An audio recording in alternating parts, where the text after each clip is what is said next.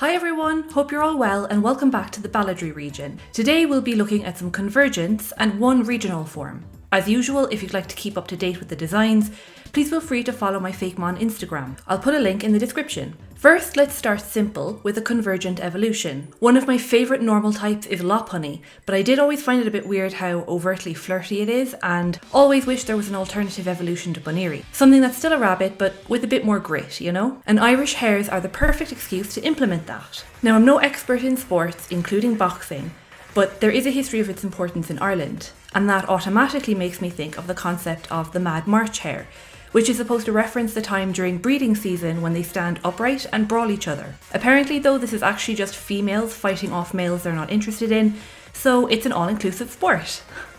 I wanted the design to also reference some elements from Mega Lopunny, so the rips in her, like, tights, are now scar-like patterns on this Pokemon. So here we have Lopummel, the boxing Pokemon, normal and fighting type.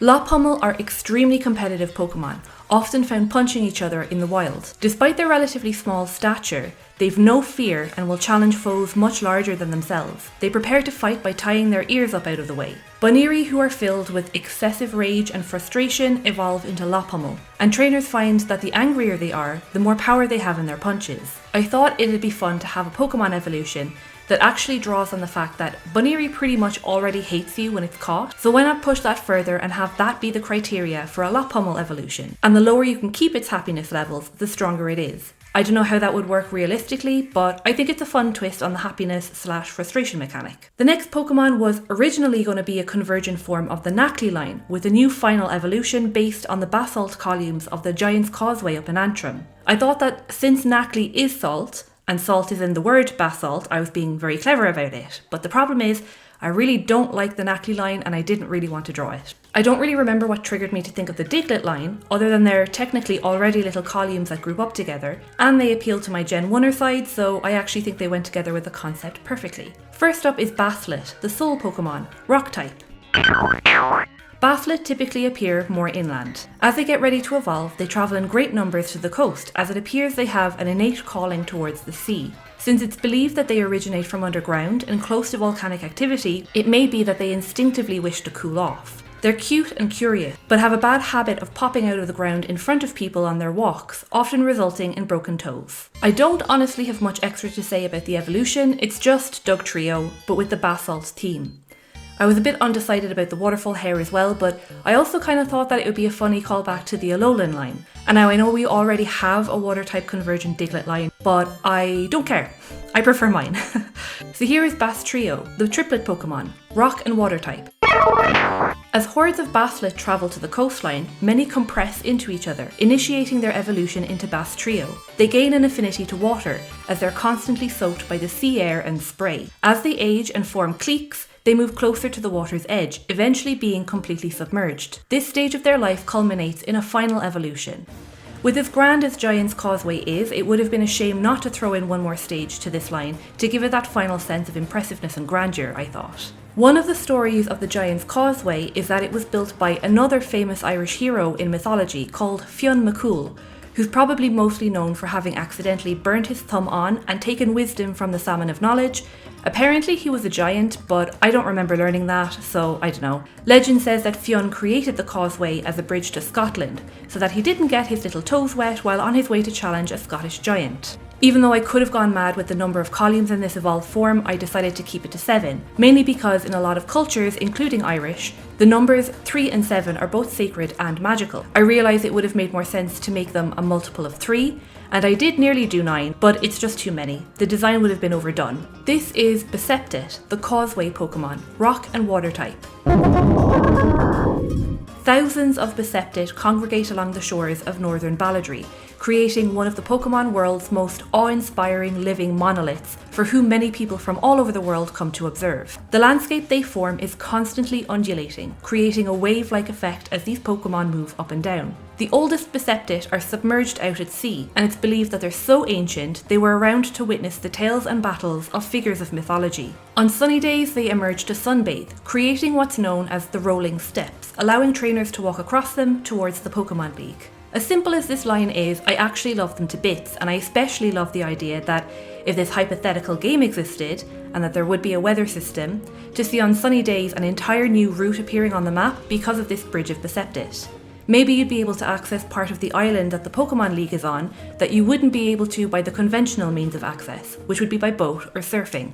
Next up is the Pokemon that inspired this entire project. Before this, I'd only done Fakemon designs here and there, and this particular time I wanted to do a regional variant of Sunflora, which is also one of my favourite Pokemon, but instead with a dandelion theme. I felt then that Sunkern would also need a regional variant form to biologically match the new Sunflora, so it would have to resemble the floating seeds. I then discovered, of all things, that the word kern was also a term used for medieval Irish foot soldiers, so then everything kind of fell into place, and the concept very easily just dropped into my lap.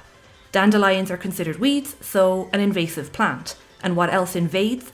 Armies. It all worked so well together, and then it was from these designs that I felt inspired to make a whole region of more Irish-inspired Pokemon. So first off, we have Papkern, from the words papus, which is a term for, and I'm just stealing this from Wikipedia, a modified calyx, and kern, which I already just explained.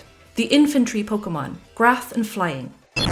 Papkern float on the wind in great numbers, landing in territories across Balladree and swarming them like an army. Despite their adorable looks, they are quite vicious and will attempt to violently attack anyone in their path. However, because of their tiny size and fragile bodies, they very rarely leave a scratch. It's purely due to sheer numbers that they are able to overwhelm their victims. Next we have the new Sunflora, which I very imaginatively called Dandalora. I seem to have a design trend of inverting personalities from the originals, because Dandalora's is nowhere near as calm and sweet as its Jotonian cousin. I wanted this Pokemon to be full of wild energy and to be as intimidating as it could be, even though it's essentially just an angry flower. So here is Dandalora, the invasive Pokemon, grass and fighting type.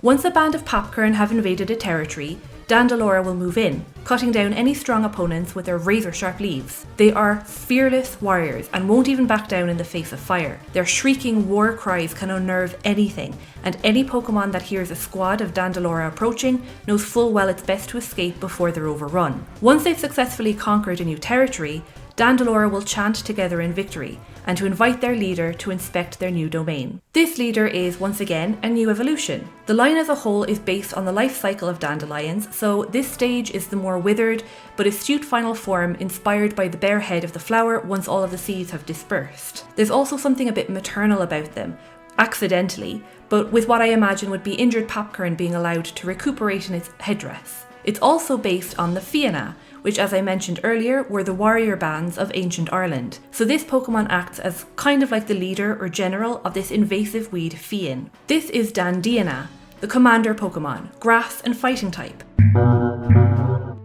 Dandiana are the stoic leaders of each Papkern and Dandalora army. They invade each other's terrain in order to expand their own, and are sometimes brazen enough to conquer the territories of other Pokemon species. They are disciplined despite their wildness, but when trained are noble and loyal to the end. It has happened that Dandiana belonging to trainers have been able to take leaderless wild Papkern and Dandalora armies, and direct them to whatever ends they want met. This usually means that their trainer is also suddenly and indirectly in charge of this mob of Pokemon. So now how about one more personality switch design? This time, an actual regional variant rather than a convergent. They're absolutely needed at some point to be a Pokemon that could represent the Irish weather, i.e. rain and clouds. I always knew that it was going to be something to do with Swablu and Altaria, which isn't a unique idea by any means. I've seen plenty of people's concepts for this, usually turning them into little lightning storm clouds. To me it would make more sense if these designs really honed in on the rain, because sure, isn't Ireland well enough known for its constant precipitation? Don't make unnecessary journeys! I really didn't know what direction to take this in without essentially just plagiarising the ideas I've already seen. But one thing did finally come to mind when I remembered I'd wanted to do something based on a hooded crow. I thought it'd be funny to play on the hooded aspect, as it's just such a common piece of clothing, and the general black colouring of the bird would work really well for something dark and rainy. So here is Balladree and Swablu, the drizzle Pokemon, flying and water type. Balladree and Swablu are much more morose than their Hoennian counterparts. Their wings and cotton-like down are perpetually sodden and heavy, making flying laborious. Every flap of their wings causes a small shower, and anyone caught in this will be soaked through. It doesn't help that Swablu also enjoy landing on people's heads for warmth. and folks will usually curse having forgotten to take an umbrella if they see this Pokemon around.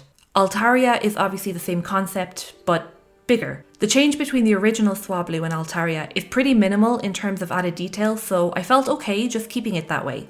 Just lots more wet cotton. I definitely wanted the weight of its wings to be the most obvious part of the design, with its head bent down and just having a general air of misery. Not much else to say except, here is Balladree and Altaria, the deluge Pokemon, flying and water type. The appearance of this Pokemon warns of an imminent downpour, with floods likely to follow. The immense weight of its waterlogged wings forces it to land regularly, often atop homes. This usually leads to bothersome leaks inside houses. This also ends up being a pick or poison type of situation for people, as homes with these leaks are steered well clear of by wild Murdarig, therefore avoiding potential house fires. Having said that, it's ironically usually an Altaria who happens to be flying by that often puts out these fires anyway, if emergency services haven't already got there.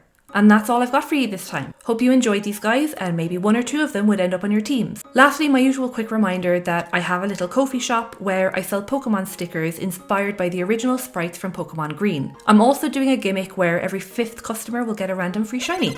I also have a few of the Balladree starters, as well as other bits, so if you'd like to support me as a self-employed artist, please feel free to have a look. That's all for now, thanks so much for watching, and see you in the next video. Bye!